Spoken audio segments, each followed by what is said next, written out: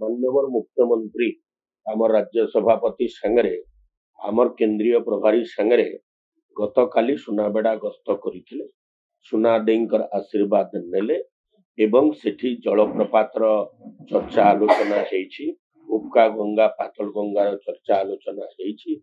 योगेश्वर पातालेश्वर चर्चा आलोचना हेछि एवं नुआपड़ा जिल्लार सबु दर्शनीय स्थान को लेकर एक टूरिस्ट सर्किट तैयारी करवार चर्चा आलोचना भी हेछि। आगामी दिन रे शीघ्र निष्पत्ति हेकरी तार डेवलपमेंट करा जिवो। कारण नुआपड़ा जिल्ला को दादन मुक्त करवा पई रोजगार रे जेते अधिका सुविधा सुजोग आमे तैयारी करि पारु सेते सामग्री विकास हो, युवक माने सेते रोजगार पाइबे, दादन मुक्त जिल्ला रे रूपांतरित हेई पारबो।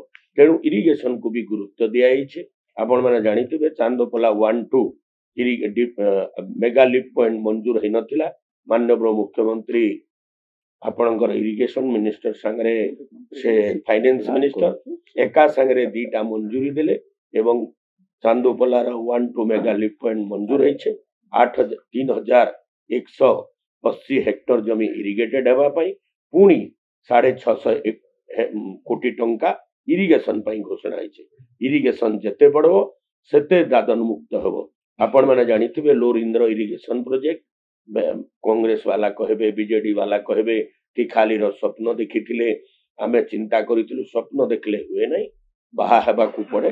छुआ पिलार बापा हेबा पई माननीय अटल बिहारी वाजपेयी 211 कोटी टे आरंभ करथिले एवं माननीय नरेंद्र मोदी भारत वर्षर 100टा प्रोजेक्ट जेंटा पेंडिंग रही हेतला ताकू पूर्णांग करवार जेतबेले निष्पत्ति नेले सेथिरे लोरिंद्र आसला। बहुत लंबा टाइम हैला, पूरा है नहीं। गत 2 वर्ष तले ताहा पूर्णांग हैला। 29,000 हेक्टर इरिगेटेड हैला। बलांगीर 16,000 हेक्टर, नुआपड़ा जिल्लार 13,000 हेक्टर।